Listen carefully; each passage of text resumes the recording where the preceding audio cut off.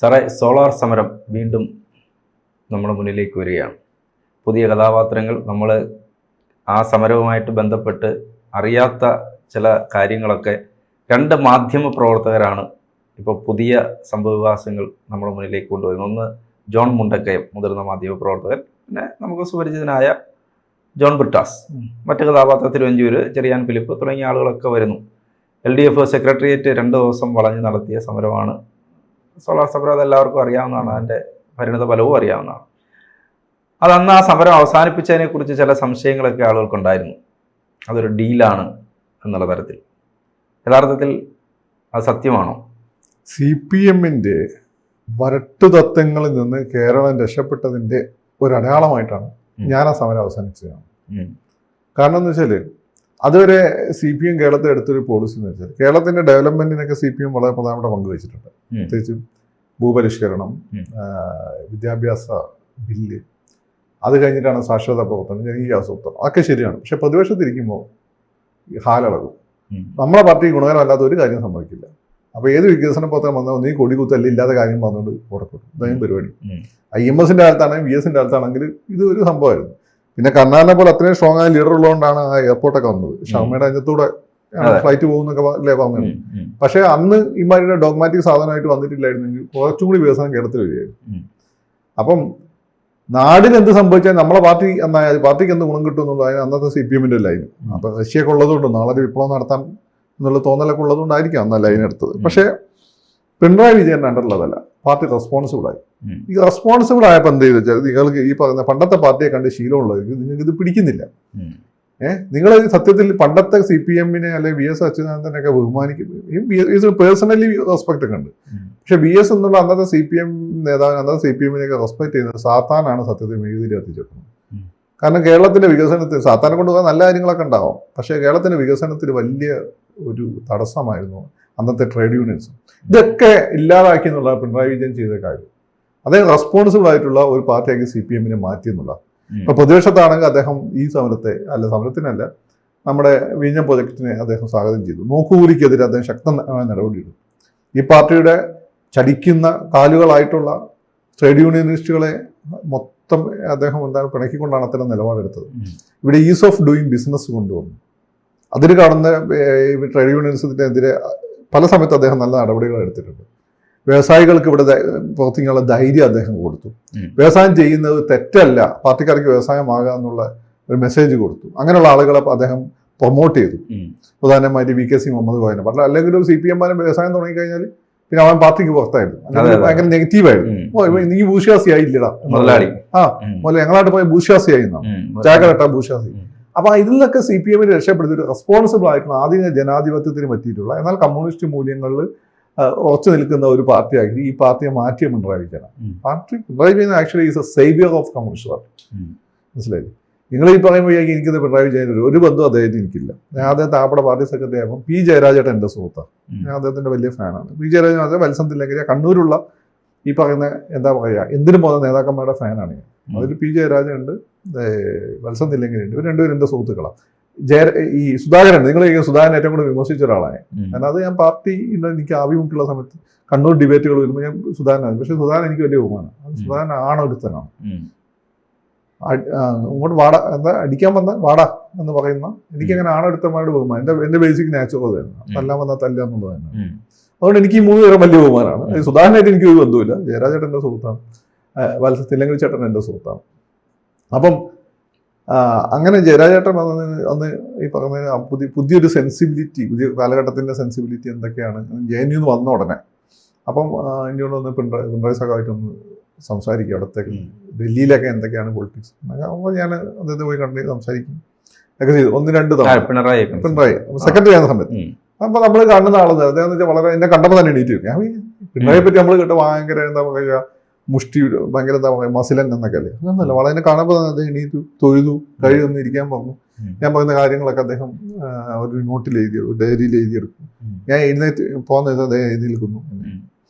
അതിനുശേഷം ഉണ്ടാകുന്നുണ്ട്. അപ്പം എന്നോട് എന്തെങ്കിലും കാര്യം ഉണ്ടെങ്കിൽ അന്ന് അദ്ദേഹം ദിനേശൻ പുത്തലത്തായിരുന്നു പാർട്ടി സെൻട്രലിൽ ഉണ്ടായിരുന്നു. ദിനേശൻ പുത്തലത്ത് ബന്ധപ്പെടും, പിന്നെ എന്തെങ്കിലും അദ്ദേഹത്തിന്റെ ശ്രദ്ധയപ്പെടുത്തണം എന്നൊക്കെ പറഞ്ഞു. അങ്ങനെയാണ്. പിന്നെ അതിനുശേഷം മുഖ്യമന്ത്രി അതിനുശേഷം അദ്ദേഹം കണ്ടിട്ടേ ഇല്ല. അപ്പൊ എനിക്ക് ഈ ഒരു ബന്ധം അദ്ദേഹമായിട്ടുള്ളൂ. അദ്ദേഹത്തോട് എനിക്ക് ഒരു പേഴ്സണൽ ബന്ധവുമില്ല, പേഴ്സണായിട്ട് ഗ്രഡ്ജും ഇല്ല. പലർക്കും ഗ്രഡ്ജാണ് പിണറായി. പലപ്പോഴും PS കാണുന്ന പോലെ സഖാവെ നമുക്ക് മറ്റവനെ പൂട്ടിക്കണം എന്ന് പറഞ്ഞാൽ പിണറായി പോയി പണി നോക്കാൻ പറയും. ഈ ഗ്രഡ്ജാണ് പലർക്കും. മനസ്സിലായില്ലേ? പിന്നെ വെച്ചാൽ ഈ പള്ളിയിലെ അച്ഛന്മാര്, ഈ പറയുന്ന മുസ്ലിം പ്രമാണി പുരോഹിതന്മാരെന്നൊക്കെ പറഞ്ഞാൽ CPM-മാർക്ക് ഈ ചെകുത്താനെ പോലെയായിരുന്നു. അപ്പോൾ ആ പള്ളിയിലെ അച്ഛന് പണി കൊടുക്കണം, അല്ലെങ്കിൽ ആ മുസ്ലിം വന്ന മൈൻഡ് ചെയ്യേണ്ടതാണ് പിണറായി വിജയൻ. അതല്ല, അത് ഒരു വലിയ ആള്, വലിയൊരു ജനവിഭാഗം റെപ്രസെന്റ് ചെയ്യുന്ന ആളുകൾ. അവർ വരട്ടെ, അവർക്ക് പറയാനുള്ള പറയണ്ട, നമുക്ക് കേൾക്കാം. നമുക്ക് കേൾക്കാം. അതാണ് നമ്മളെന്തിനാ അവരെ മാറ്റി നിർത്തുന്നത്? കേൾക്കാം അവർക്ക് എന്താ പറയാനുള്ളത്. നമുക്ക് വേണമെങ്കിൽ അംഗീകരിച്ചാൽ മതിയല്ലോ. അതാണ് അദ്ദേഹത്തിന്റെ ഒരു ലൈൻ. അങ്ങനെ സത്യം CPM-നെ കേരളത്തെ രക്ഷപ്പെടുത്തിയതും കേരളത്തിൽ CPM-നെ രക്ഷപ്പെടുത്തിയതും CPM-നെ കൊള്ളാവുന്ന ഒരു പാർട്ടിയാക്കി മാറ്റുന്നത് പിണറായി വിജയനാണ്. മനസ്സിലായില്ലേ? അപ്പൊ അങ്ങനെയാണ് ഈ സോളാർ സമരം. അതിന് സോളാർ സമരത്തിന്റെ പ്രശ്നം എന്ന് വെച്ചാല് അന്ന് ഈ 2ാം ദിവസമായ സമയത്ത് തന്നെ ഞാൻ അന്ന് വിമൻസ് കോളേജിലുണ്ട്. ഈ പറയുന്ന കാര്യത്തിൽ വിമൻസ് കോളേജിൽ വന്നപ്പോൾ ആ ഏരിയയിലൊക്കെ ഒന്ന് അടുക്കാൻ പറ്റും. ഇത്രയും ജനസമുദ്രമാണ്. അൺറൂളി മോബാണ്, നിയന്ത്രിക്കാൻ പറ്റുന്നുണ്ട്. ഈ ഗ്യാക്ക് വന്നിട്ട് ഐസക്കിന് വന്നാണ് പ്രസംഗിച്ച് പോയാൽ മതി. മനസ്സിലായില്ലേ? 40,000 രൂപ 20,000 രൂപ നമുക്ക് അങ്ങനെ ചിലവാക്കി, അതിൽ 15,000 രൂപ എങ്ങനെ ചിലവാക്കി, 12,000 രൂപ എങ്ങനെ ചിലവാക്കി, 220 രൂപ പെട്രോൾ അടിച്ചത് പറഞ്ഞിട്ടങ്ങ് പോയാൽ മതി. ഐസക് ഈ സമരം അവസാനിച്ച് അറിഞ്ഞിരുന്നില്ല. അല്ല, ഇതാ പറഞ്ഞത്, ഐസക്കിന് പ്രസംഗിച്ച് പോയാൽ മതി. ഈ അളിയാണ്ടല്ലോ, ഒരാൾക്ക് കൺട്രോൾ ചെയ്യാൻ പറ്റില്ല അവിടെ. അവസാനം ഒരു ദിവസം ഒരു ബൈക്ക് മോബ് വയലന്റ് ആയപ്പോൾ കൊടിയേരി വന്നാണ്. ബിനോയ് വിശ്വം വന്നപ്പോൾ ഒന്നും കൺട്രോൾ ചെയ്യാൻ പറ്റിയില്ല. കൊടിയേരി വന്നാണ് കൺട്രോൾ ചെയ്ത് പോയത്. കൊടിയേരിക്കും പിണറായി വിജയനെ കൺട്രോൾ ചെയ്യാൻ പറ്റുള്ളായിരുന്നു. ഒരു പരിധി കഴിഞ്ഞാൽ അവർക്കും കൺട്രോൾ ചെയ്യാൻ പറ്റില്ലായിരുന്നു. കാരണം ടോയ്ലറ്റുകൾ ഫെസിലിറ്റി, എത്ര ആളുകൾക്ക് വീട്ടുകൾ ഫെസിലിറ്റി ഒരുക്കും. ഇവിടെയുള്ള സഹാക്കൾക്ക് എല്ലാവരും ഭാര്യയും കുടുംബങ്ങളും ഒക്കെ ഉണ്ട്. പണ്ടത്തെ പോലെ ഒന്നും അല്ല. അപ്പൊ അവരെ സംബന്ധിച്ച് എത്ര ടോയ്ലറ്റുകൾ വീട്ടിലുണ്ട്. പുറത്തുള്ള ആളുകൾ അക്കോമഡേറ്റ് ചെയ്യാൻ ഭയങ്കര ബുദ്ധിമുട്ട്. സ്ത്രീകൾക്കൊക്കെ അല്ല, ഇവിടെ പോലീസ് വാടക വീടുകൾ താമസിക്കുന്നവർക്ക് നിർദ്ദേശം കൊടുത്തിരുന്നു, ഉടമസ്ഥന്മാർക്ക്, നിങ്ങൾ വാടക കൊടുത്ത വീടുകളിൽ പുറത്തുള്ള ആളുകൾ വന്ന് താമസിക്കുന്നുണ്ടോ എന്ന് നോക്കണം എന്ന് പറഞ്ഞു. ഞാനൊന്ന് വാടകയ്ക്ക് താമസിക്കാം. അപ്പൊ എന്നോട് ഉടമസ്ഥൻ വന്ന് പറഞ്ഞു, എനിക്ക് പാർട്ടി ബന്ധമുണ്ടെന്ന് പറയാം, സഹാക്കൾ കുറച്ച് ദിവസത്തേക്ക് അക്കോമഡേറ്റ് ചെയ്യണമെന്ന് പറയാം. പിന്നെ മാത്രമല്ല, പണ്ടത്തെ പോലെ അല്ല, സ്ത്രീകൾ പുറത്തൊരാള് വരുന്ന അവർക്ക് പിടിക്കില്ല. അപ്പൊ ഇവർക്കൊക്കെ കാര്യങ്ങൾ സാധിക്കണം പുറത്തു പോകേണ്ടിയിരുന്നു. അപ്പം നമ്മൾ കേരളത്തിൽ അങ്ങനെ വെളിയിൽ പോയി ഇരിക്കാന്നുള്ളത് ഈ ജനറേഷനെ സംബന്ധിച്ച് നടക്കാത്ത കാര്യമാണ്. അപ്പൊ ഇത് പിടിച്ചുകൊണ്ടിരിക്കുക. അത് ഈ നമുക്ക് എല്ലാവർക്കും ഇത് ആളുകൾ പുറത്തു തരില്ല. ഈ ശാരീരികമായ അസ്വസ്ഥത വലിയ മാനസിക പ്രശ്നം ഉണ്ടാക്കും. ഒരു ചെറിയ വർഷം വരെ നമ്മൾ പൊട്ടിത്തെറിക്കും. ആ രീതിയിലൊക്കെ ആയിരുന്നു 2ാം ദിവസം തൊട്ട്. മാത്രമല്ല, ഈ സമരം നടക്കുന്ന ഏരിയ നിങ്ങൾ നോക്കിയാൽ മതി. എത്ര പെട്രോൾ പമ്പ്, ആ കല്യാണിന്റെ അടുത്തൊരു പെട്രോൾ പമ്പ്, ഈ ബേക്കറി ജംഗ്ഷനിൽ വലിയൊരു പെട്രോൾ പമ്പ്, പിന്നെ IG ഓഫീസിന് മുന്നിൽ ഒരു പെട്രോൾ പമ്പ്. ഏറ്റവും ചുരുങ്ങിയത് 3 പെട്രോൾ പമ്പുകളെങ്കിൽ പെട്ടെന്ന് നമുക്ക് എണ്ണിയാൽ മനസ്സിലാകുന്ന സ്ഥലമാണ് ഇവിടെ. അത് കഴിഞ്ഞിട്ട് ഈ ഏഷ്യാനെറ്റിന്റെ മുന്നിലായിട്ട് വേറൊരു പെട്രോൾ പമ്പ്, ദീദി ഫ്യൂവൽസ് എന്ന് തോന്നുന്നുണ്ട്. ഈ 4 ഉണ്ട്. ഈ അൺറോളിംഗ് മൂവിനെ സംബന്ധിച്ച് കൈവിട്ട് പോയാൽ പിന്നെ ഒരു രക്ഷയില്ല. ഇവർ ഇതിനൊക്കെ തീ വെച്ച് എന്ത് ചെയ്യും? തിരുവനന്തപുരം നിന്ന് കത്തും. ആ രീതിയിലൊക്കെ കാര്യങ്ങൾ പോകുന്നത്. അതിന് ഒരു ഉദാഹരണമാണ് ഉണ്ണിത്താൻ ചേട്ടൻ തല്ലിയത്. പിന്നെ വണ്ടി ഇറങ്ങി വരുന്ന ഉണ്ണിത്താൻ ചേട്ടനെ കണ്ടപ്പോൾ കണ്ണൂരിൽ വന്ന് ചില ആളുകൾക്ക് പിടിച്ചില്ല, അവർ തല്ലി. ആലോചിച്ചു. ആ രീതിയിൽ അൺറോളിംഗ് മൂവായി. അത് പണ്ടത്തെ പാർട്ടി നേതാക്കന്മാരാണെങ്കിൽ ആയിക്കോട്ടെ, നമ്മളെ പാർട്ടി, നമ്മളെ ആളുകൾ. പിണറായി വിജയൻ ഇത് കണ്ടപ്പോൾ മനസ്സിലായിട്ടുണ്ടോ? അങ്ങനെയാണ് സത്യത്തില് ഇത് കൈവിട്ടു പോകും. ഇത് പിണറായി വിജയൻ പോലും കൺട്രോൾ ചെയ്യാൻ പറ്റാതെ ഈ കൈവിട്ടു പോകും. പണ്ടത്തെ പാർട്ടിയല്ല. പണ്ടത്തെ പാർട്ടി എന്ന് വെച്ചാൽ ഈ ബെൻസ് കാർ പോലെ ആയിരുന്നു, ഒരു ബ്രേക്ക് ഇട്ടാൽ അവിടെ നോക്കിയത്.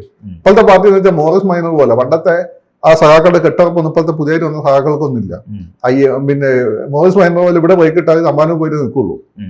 അപ്പോൾ കൈവിട്ടു പോകുമായിരുന്നു. ആ സാഹചര്യത്തിൽ പിണറായി വിജയൻ എടുത്ത നല്ല തീരുമാനമാണ്, പാർട്ടി എടുത്ത നല്ല തീരുമാനമാണ് ഈ സമരം അവസാനിപ്പിച്ചു എന്നുള്ളത്.